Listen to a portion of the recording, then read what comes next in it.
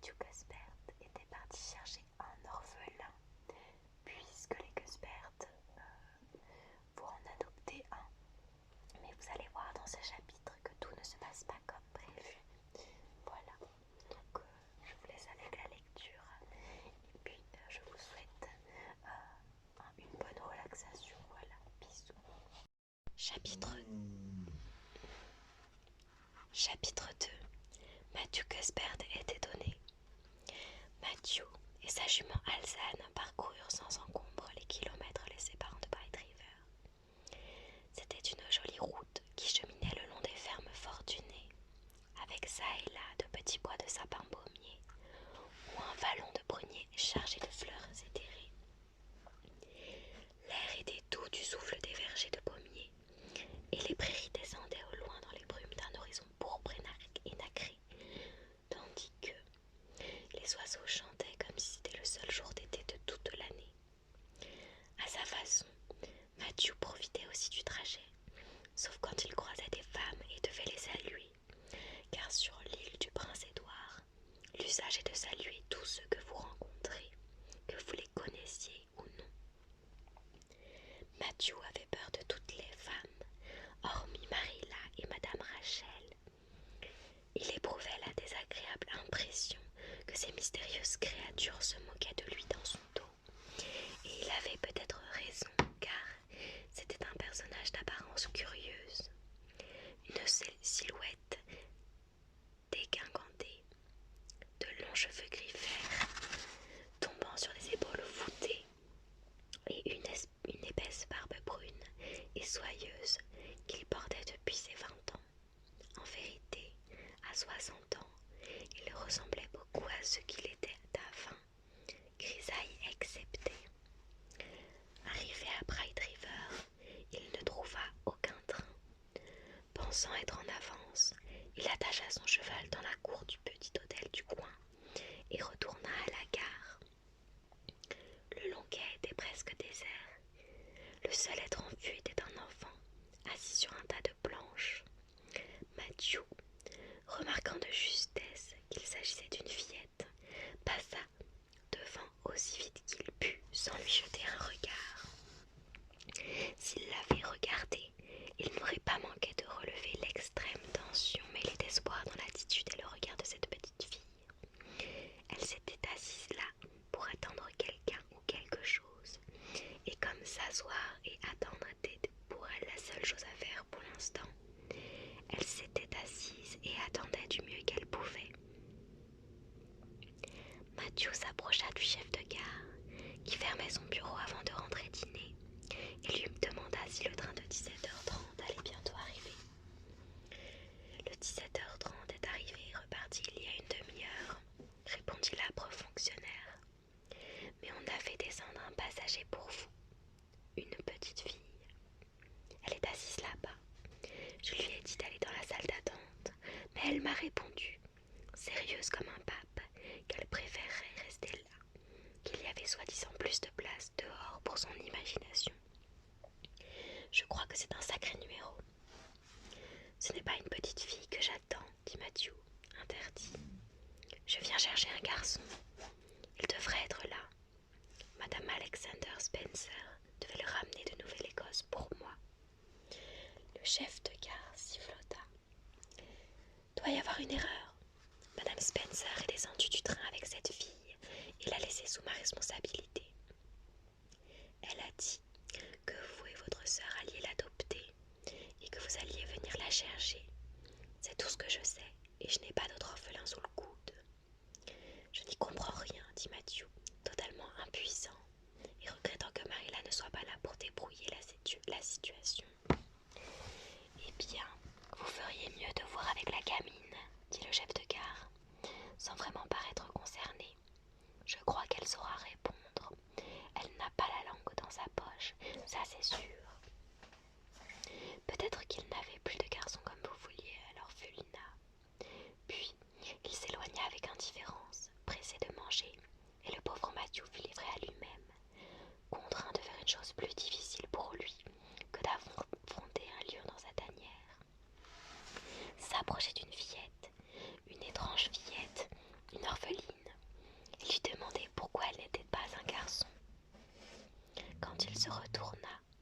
Matthew gémit en silence, puis, à pas lents, il descendit le quai dans sa direction. Elle l'observait depuis l'instant où il était passé devant elle et, à présent, elle avait les yeux fixés sur lui.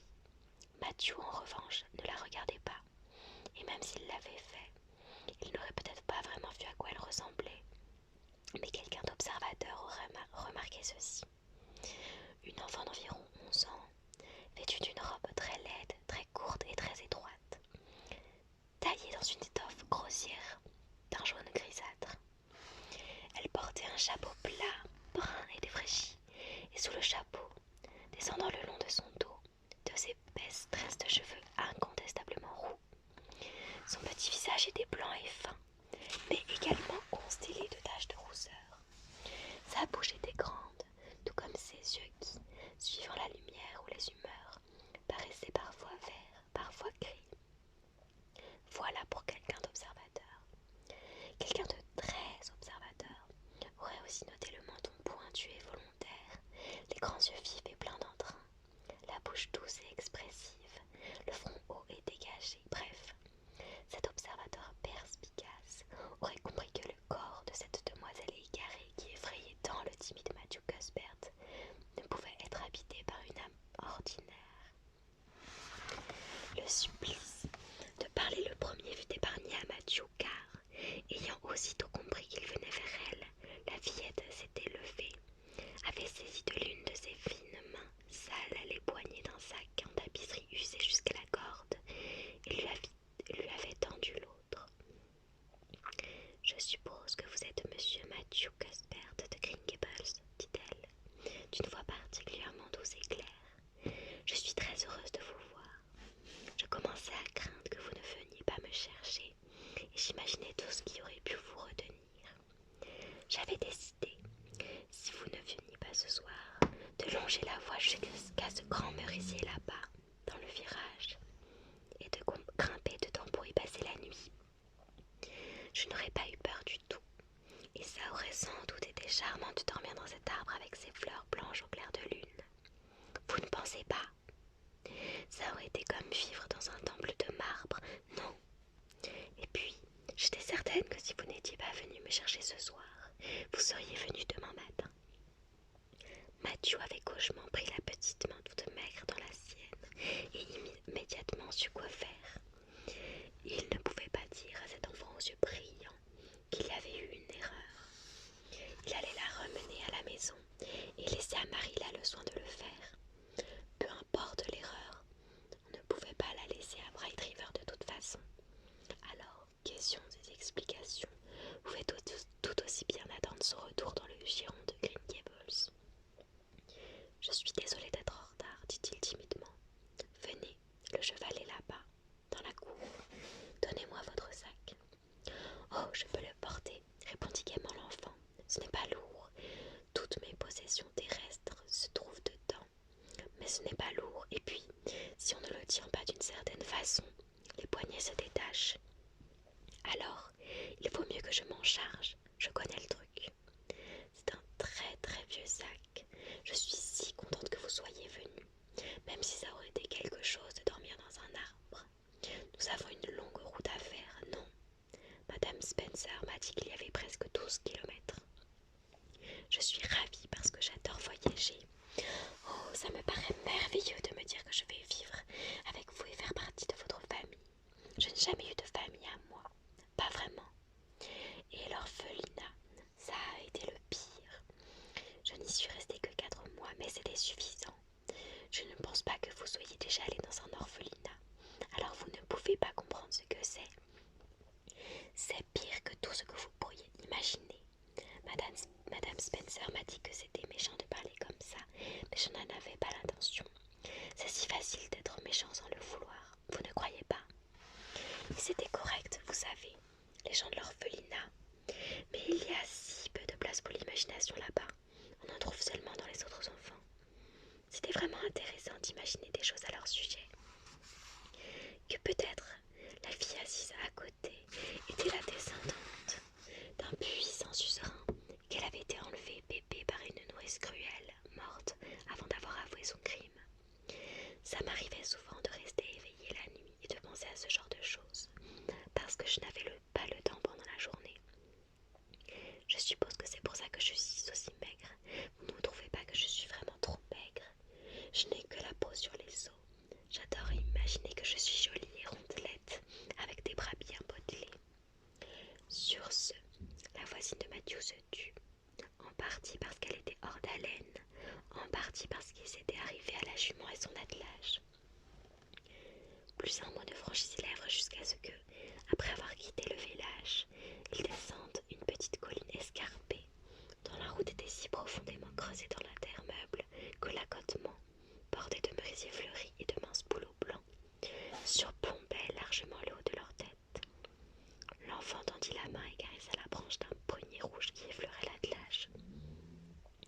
C'est beau, vous ne trouvez pas?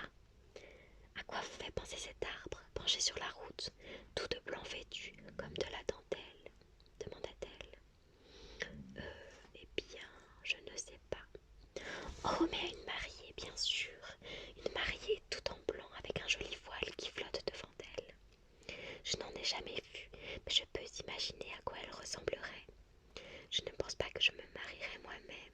Je suis trop ordinaire pour que quelqu'un ait envie de m'épouser. Ou alors peut-être un missionnaire étranger. Je me dis qu'ils ne doivent pas être très difficiles. Par contre, j'espère avoir une robe blanche un jour. Ce serait le paradis sur terre. C'est que j'aime tellement les beaux vêtements. Et aussi loin que je me souvienne, je n'ai jamais eu de jolies robes. Mais c'est tant mieux. Ça fait plus de choses à espérer, non? Et puis, en attendant, je peux imaginer que je suis somptueusement habillée. Ce matin, quand j'ai quitté l'orphelinat, j'avais tellement honte de porter cette horrible robe en mauvais coton. Toutes les orphelines portaient la même, vous savez. L'hiver dernier, un marchand de Hoptown avait don de 300 mètres de ce tissu affreux à l'orphelinat. Certains ont dit que c'était parce qu'il n'arrivait pas à le vendre. Moi, je préfère penser que c'était parce qu'il avait bon cœur, pas vous. Quand on est monté dans le train, j'ai eu l'impression que tout le monde me regardait avec pitié. Alors je me suis mise au travail et j'ai imaginé que je portais la plus belle robe de soie bleu pâle qui existe, avec un grand chapeau couvert de fleurs et de longues plumes inclinées. Et puis, j'avais une montre en or, des gants de cuir et des bottines, parce que quitte à imaginer, autant imaginer des choses qui en valent la peine. Ça m'a tout de suite remonté le haut moral et j'ai pu pleinement profiter du voyage jusqu'à Lille. Je n'ai pas été malade pendant la traversée. Madame Spencer non plus, bien qu'elle le soit d'habitude. Elle a dit qu'elle n'en avait pas eu le temps, tellement elle était occupée à surveiller que je ne passe pas par-dessus bord.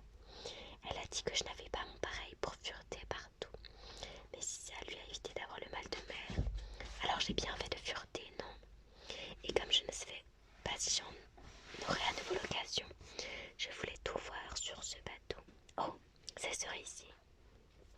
Cette île est l'endroit le plus fleuri que j'ai jamais vu. Je l'aime déjà et je suis heureuse à l'idée d'y vivre. J'ai toujours entendu dire que l'île du Prince-Édouard était l'un des plus beaux endroits du monde et j'ai souvent imaginé y vivre, mais je ne m'attendais vraiment pas à ce que ça arrive. Quel délice quand votre rêve devient réalité, n'est-ce pas? C'est drôle que les routes soient rouges. Quand on a pris le train à Charlottetown et que j'ai commencé à les apercevoir par les vitres, j'ai demandé à Madame Spencer ce qui les rendait rouges comme ça. Elle m'a répondu qu'elle ne savait pas et qu'au nom du ciel, je devais arrêter de lui poser des questions. Mais je lui en avais déjà posé au moins 1000. Je suppose que c'est vrai. Mais comment peut-on apprendre des choses si on ne pose pas de questions? Alors pourquoi les routes sont-elles rouges? Eh bien, je ne sais pas. Alors il faudra que je découvre ça un jour ou l'autre. C'est formidable, non? De penser à tout ce qu'il reste à découvrir. Ça me rend si heureuse d'être en vie.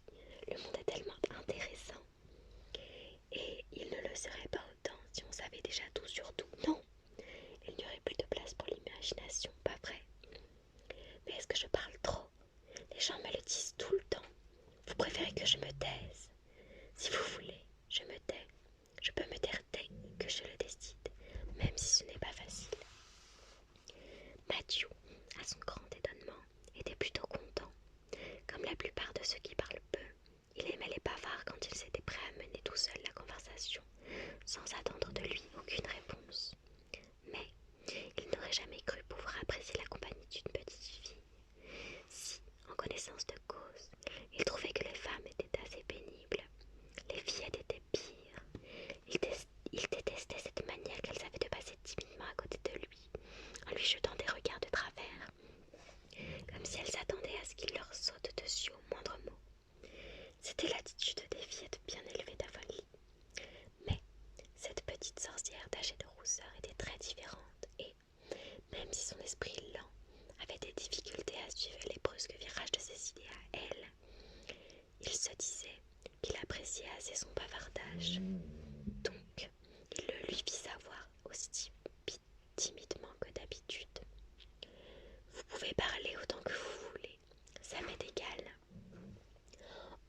que je suis contente. Je sais que vous et moi allons nous entendre à merveille. C'est un tel soulagement de pouvoir parler quand on veut et de ne pas entendre dire que les enfants doivent être sages comme des images. On me l'a déjà répété 1 million de fois et les gens se moquent de moi parce que j'emploie de grands mots. Mais si vous avez de grandes idées, il faut bien de grands mots pour les exprimer, non? Eh bien, ça me paraît raisonnable. Madame Spencer a dit que je devrais avoir une langue bien affilée, mais j'ai vérifié et ce n'est pas du tout le cas. Elle m'a dit que votre domaine s'appelle Green Gables. Je lui ai demandé tous les détails et elle m'a expliqué que la maison est entourée d'arbres. Ça m'a rendu plus gaie que jamais. J'aime les arbres. Il n'y en avait quasiment pas à l'orphelinat, à part quelques-uns sur le devant, des tout petits arbres, cachés dans un truc blanc. On aurait vraiment dit des orphelins eux aussi. Rien qu'à les regarder, j'avais envie de pleurer. Je leur disais, pauvres petits, si vous étiez dans un grand bois, avec plein d'autres arbres autour, de la mousse et du chèvrefeuille entre vos racines, un ruisseau tout près et des oiseaux qui gazouillent dans vos branches, vous pourriez grandir, non? Mais ici vous ne pouvez pas. Je sais bien ce que vous ressentez. J'étais triste de les abandonner ce matin. On s'attache beaucoup à ce genre de choses, n'est-ce pas? Est-ce qu'il y a un ruisseau près de Green Gables? J'ai oublié de demander à Madame Spencer. Eh bien oui, il y en a un, juste en bas de la maison. Oh, chic, j'ai toujours rêvé de vivre près d'un ruisseau. Je n'aurais jamais cru que ça se réaliserait. Les rêves ne se réalisent pas souvent, n'est-ce pas? Ça serait bien s'il le faisait toujours. Mais, à cet instant, mon bonheur est presque parfait. Il ne peut pas l'être entièrement parce que... d'après de quelle couleur il s'agit? Elle tira l'une de ses longues tresses de cheveux brillants par-dessus sa mince épaule et la leva devant les yeux de Mathieu. Celui-ci n'était pas habitué à deviner la couleur des cheveux des femmes, mais dans le cas présent, il ne pouvait y avoir aucun doute. C'est roux, non? La fillette laissa retomber la tresse dans un soupir qui semblait venir du plus profond de son être et charriait avec lui toutes ses peines d'enfant. Oui, c'est roux, dit-elle d'un ton résigné. Maintenant, vous savez pourquoi mon bonheur ne peut pas être parfait?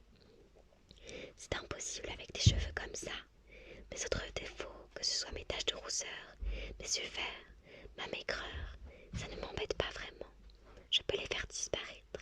Je peux imaginer que j'ai le teint délicat d'un pétale de rose et d'adorables yeux violets et brillants.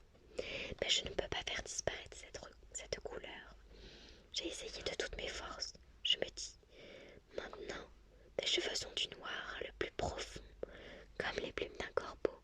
Mais pas un instant je n'oublie qu'ils sont roux, et ça me brise le cœur. Ce sera le chagrin de ma vie. J'ai lu ça dans un roman à propos d'une jeune fille, mais ce n'était pas à cause de ses cheveux. Au contraire, les siens étaient d'or pur et ruisselaient autour de son front d'albâtre. Qu'est-ce qu'un front d'albâtre? Impossible de savoir. Vous le savez, vous? Eh bien, j'ai peur que non, dit Mathieu. Il avait comme un vertige, éprouvant exactement ce qu'il avait ressenti une fois dans sa jeunesse, lorsqu'à un pique-nique, un garçon l'avait entraîné sur les chevaux de bois d'un manège. Enfin, en tout cas, ça doit être quelque chose de joli, car elle était divinement belle. Avez-vous déjà imaginé ce que ça doit faire d'être divinement beau? Eh bien non, jamais, confessa Mathieu en toute innocence. Moi oui, souvent. Qu'est-ce que vous préfériez, si vous aviez le choix? Être divinement beau, avoir un esprit éblouissant, ou une bonté angélique? Eh bien, je ne sais pas. Moi non plus. Je ne parviens jamais à me décider. Mais ça n'a pas d'importance, parce qu'il y a peu de chances que ça m'arrive. Ce qui est sûr, c'est que je ne serai jamais d'une bonté angélique. Madame Spencer dit « Oh, Monsieur Gaspard, Monsieur Gaspard, oh, Monsieur Gaspard !» Ce n'était pas ce qu'avait dit Madame Spencer. L'enfant n'était pas non plus tombé, et Mathieu n'avait rien fait d'étonnant. Ils avaient simplement pris un virage pour s'engager dans l'avenue.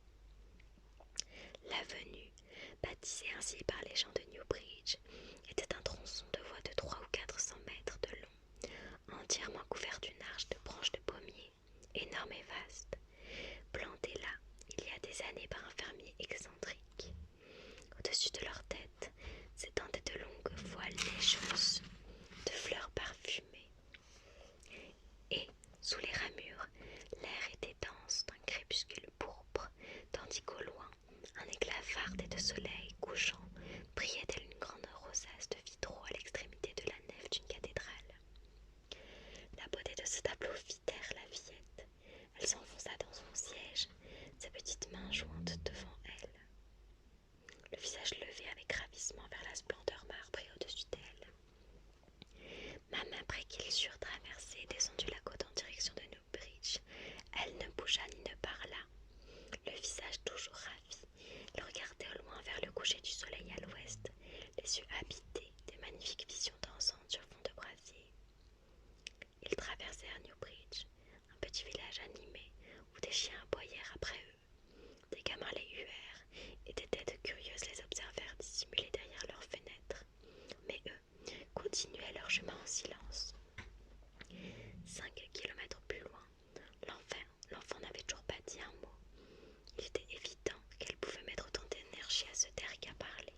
« Je suppose que vous êtes fatigué et que vous avez faim, se risqua enfin Matthew, justifiant cette longue période de stupeur par la seule raison qu'il peut trouver. Nous allons bientôt arriver, un peu plus d'1 kilomètre. La petite fille sortit de sa rêverie dans un profond soupir et tourna vers lui le regard rêveur de l'âme qui a été entraînée au loin par les étoiles. « Oh, monsieur Cuthbert, murmura-t-elle, cet endroit que nous avons traversé, cet endroit tout blanc, qu'est-ce que c'était ?»« Eh bien, vous parlez de l'avenue ?» demanda Matthew après quelques instants de réflexion. « C'est un joli endroit. » « Joli, ce n'est pas le bon mot, ni beau, non plus. Ils ne sont pas assez forts. Oh, c'était magnifique, vraiment magnifique. C'est la première fois que je vois quelque chose que mon imagination ne pourrait embellir. Ça m'a fait du bien là, dit-elle en posant la main sur le cœur. C'était comme une drôle de douleur, mais une douleur agréable. Vous avez déjà éprouvé ça, monsieur Cuthbert ? Eh bien, je n'arrive pas à me souvenir si ça m'est déjà arrivé. Moi oui, souvent. Chaque fois que je vois quelque chose de royalement beau, mais il n'aurait jamais dû appeler ça l'avenue. Il n'y a rien de bien dans un nom pareil. On aurait dû l'appeler, réfléchissons, le chemin blanc des délices. N'est-ce pas un nom plein d'imagination? Quand je n'aime pas le nom d'une personne ou d'un endroit, j'en imagine un autre, et après, je pense toujours à eux comme ça. À l'orphelinat, il y avait une petite fille, Hepzibah Jenkins. Eh bien, je pensais toujours à elle sous le nom de Rosalia de Vere. Les autres peuvent appeler cet endroit l'avenue, mais pour moi, ça sera toujours le chemin blanc des délices. Il reste un peu plus d'1 kilomètre, c'est ça. Je suis si heureuse et si triste à la fois. Je suis triste parce que ce trajet a été très agréable et que je suis toujours triste quand quelque chose d'agréable se termine. Il y aura peut-être quelque chose d'encore mieux après ça, mais on ne peut jamais être sûr. Et la plupart du temps, ce n'est pas le cas. Du moins, c'est ce que j'ai remarqué. Mais je suis si heureuse d'arriver dans mon foyer. Vous savez, autant que je m'en souvienne, je n'ai jamais eu de foyer. Et à l'idée que je vais avoir un vrai chez moi, je ressens la même douleur agréable que tout à l'heure. Oh, que c'est joli!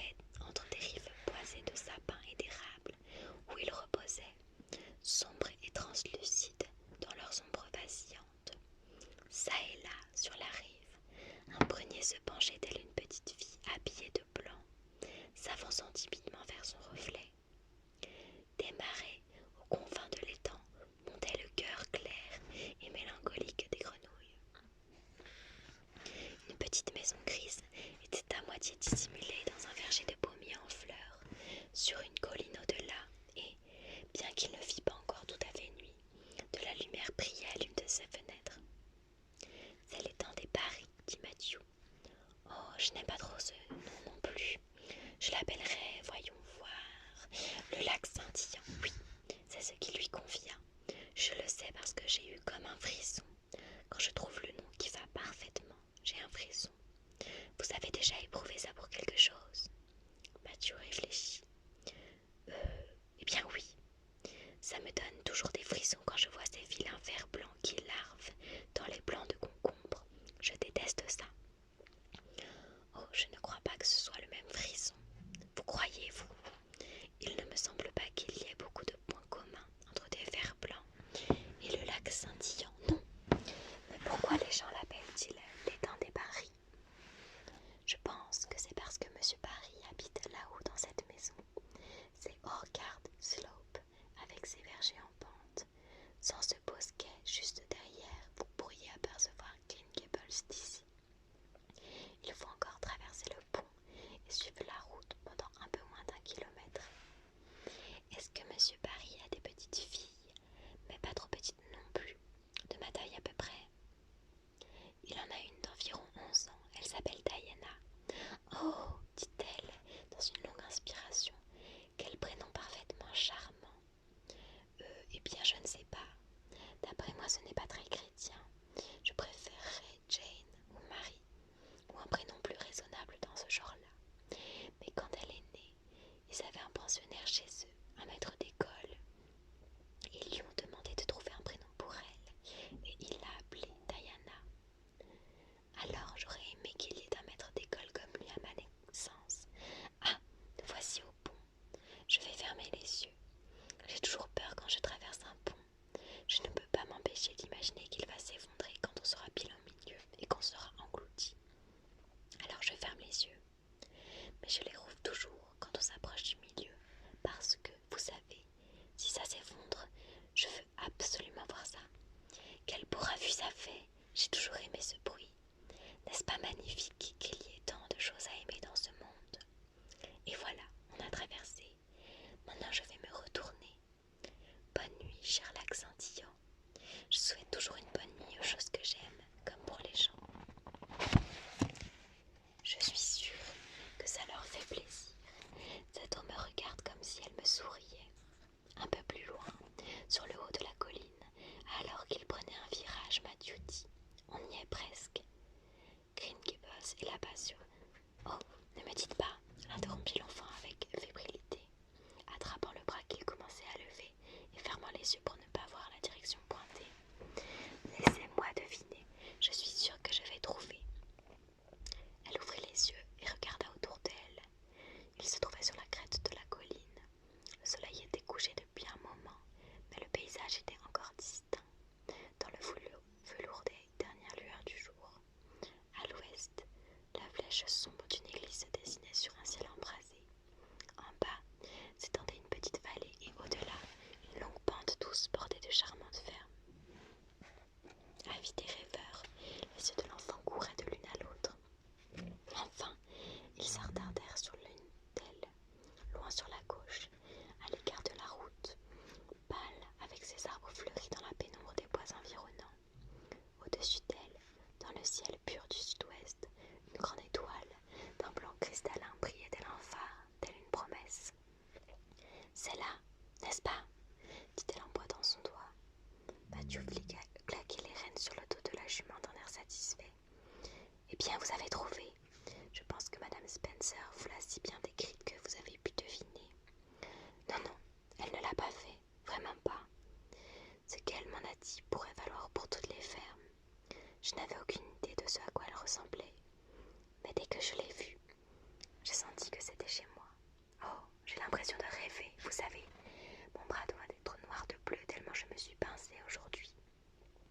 De temps en temps, j'avais une désagréable sensation de malaise à l'idée que tout ça ne soit qu'un rêve.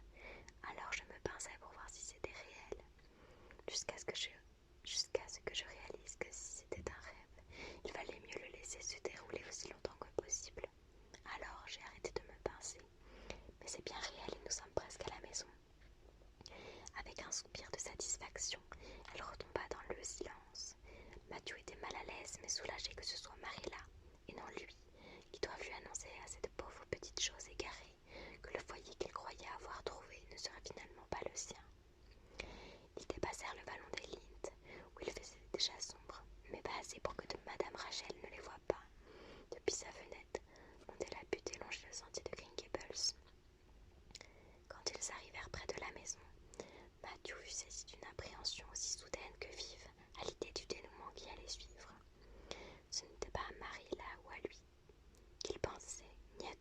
que cette erreur allait leur causer, mais à la déception de cette petite fille. Ils voyaient déjà le moment où le bonheur rayonnant dans les yeux de l'orpheline allait s'éteindre, avec l'inconfortable sentiment qu'il allait assister à une sorte de meurtre, plus ou moins la même émotion qui l'envahissait quand il devait tuer un agneau ou un veau, ou toute autre innocente créature. La cour était plongée dans l'obscurité lorsqu'ils y pénétrèrent, et les feuilles des peupliers bruissaient soyeusement autour d'eux. Écoutez les arbres qui parlent dans leur sommeil, murmura la fillette, tandis qu'il la soulevait de son siège.